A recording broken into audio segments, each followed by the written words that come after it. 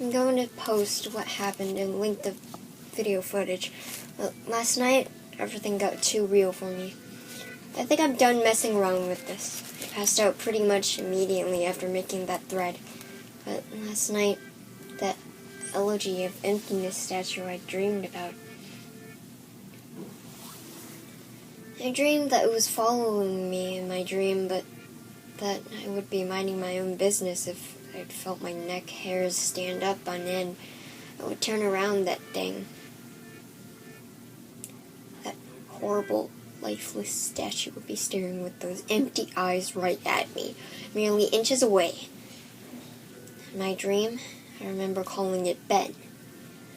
And never before had I had a dream that would remember so vividly. But the important thing is, I did get some sleep, I suppose. Today, putting off playing the game as long as I could, I drove back to that neighborhood to see if the old man came back. As I expected, the car was still gone and no one was home.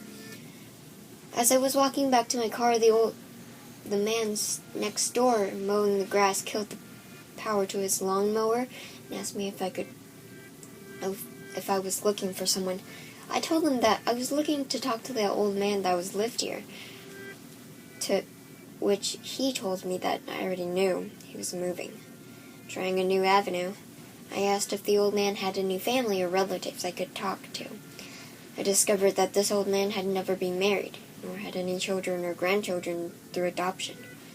Starting to become worried, I asked one final question, one that I should have asked from the beginning.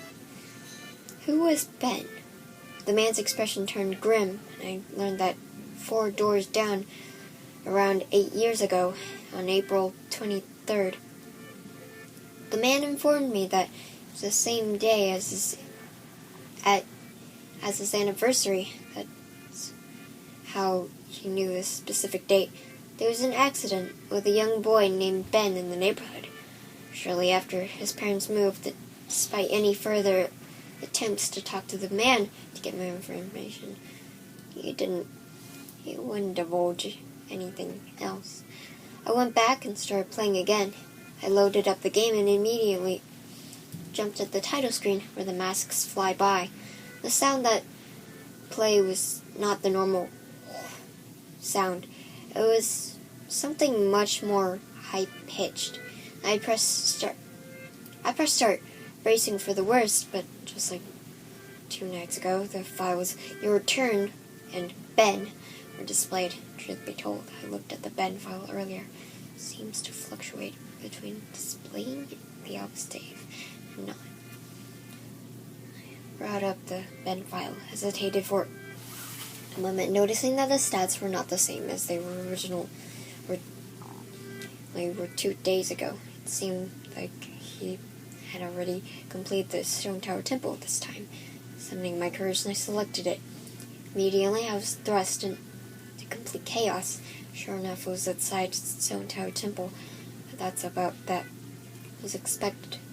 The zone itself wasn't called Stone Tower Temple, but rather ST space O space N space E. And immediately a dialog box appeared. Complete gibberish that I couldn't make out greeted me. Link's body was distorted. His back was cocked violently to the side where his posture was permanently disfigured. Link's expression was dull, almost monotonous. He had an expression on his face that I didn't recognize before. It was a blank look, as if he was dead. As Link stood there, his body spasmed irregularly back and forth. I examined what had become of my avatar and noticed I had the C button item I had never seen before, some kind of note, but pressing it did nothing. Sounds played back and forth that I didn't recognize from the game, almost demonic in nature, and there was some kind of high-pitched yip, or some kind of laughing, or something playing in the background. I had all 2 minutes to take in the environment before another one of those freaking elegies of empty statues was summoned. Immediately after, I was cut into the Dawn of the New Day screen, except this time it was without the lines, subtext. I was a deco scrub in the clock town. The scene would play normally after the first time you travel back in time. Tattle would say, What just happened? It's as if everything has... But instead of saying, started over, she finished in a remark in broken text as the laugh of the happy mass salesman played in the background. I was put in the control of my character, but from a freaked up camera angle.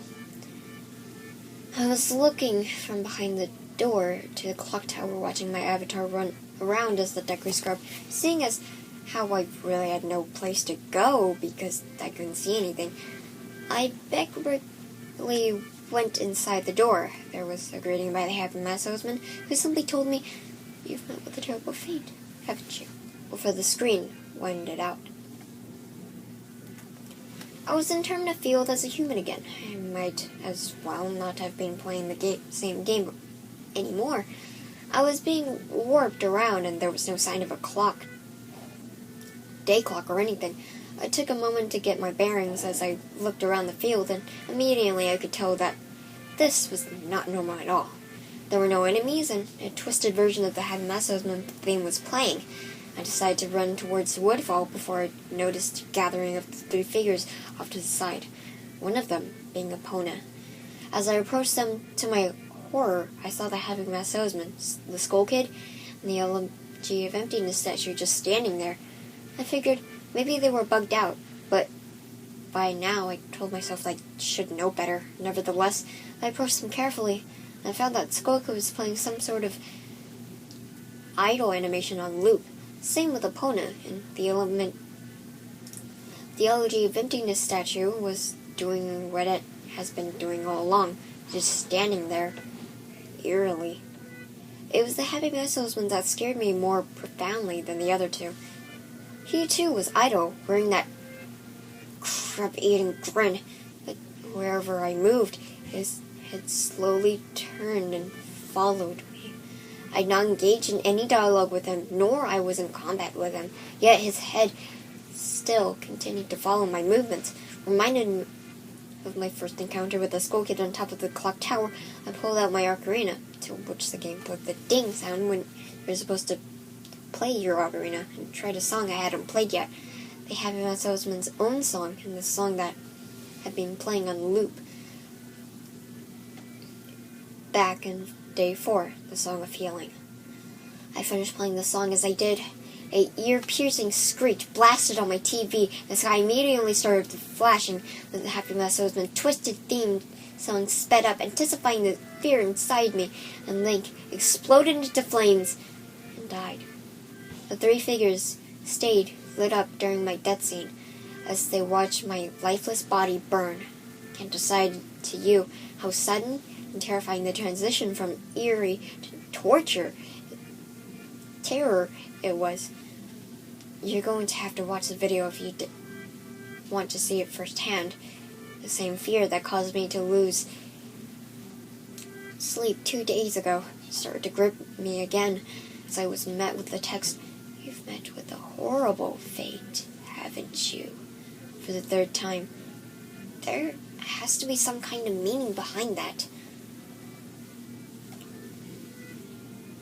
I had little time to ponder, as I was immediately given another small cutscene of transforming into a Zora, and now I find myself in a Great Temple Bay, hesitant but curious to see what the game had in store for me. I slowly made my way towards the beach where I found Epona. I wonder why the game had decided to put her here. Was the game implying she was trying to get a drink? Unable to take the mask off, they decided that riding the steed wasn't the reason she was placed here. Suddenly I realized that Epona kept neighing, and the way she was angled made it look like she was trying to signal a point to me off in the distance. It was a hunch, but I dove into the Great Bay Temple and started swimming. Sure enough, I almost missed it. I found something at the bottom of the ocean. One last Elegy of Emptiness statue. I went down to examine it. Suddenly my Zora started doing a choking animation I've never seen a Zora do before, which didn't even make sense because Zoras can breathe underwater. Regardless, my character choked to death and died. Again, the statue was the only thing that was highlighted in my death. I didn't respawn at this time. I was booted back to the main menu as if I restarted the console. The press start screen was before me. I knew the only reason why it would put me here is because the save files have changed again. Taking a deep breath, I pressed start, and I was right. The new save files told me about Ben. Now it made sense why the statue appeared. When I tried to go to the laundry pool, the game must have anticipated how I was trying to escape the 4-day clock town. The save files told me his fate. As I suspected, Ben was dead. He had drowned. The game obviously isn't through me. It taunts me with the new save files. It wants me to keep playing. It wants me to go further, but I'm done with this crap. I'm not touching any more of the files. This is already way too horrifying for me, and I don't believe in the paranormal, but I'm running out of explanations. Why would someone send me this message? I don't understand it.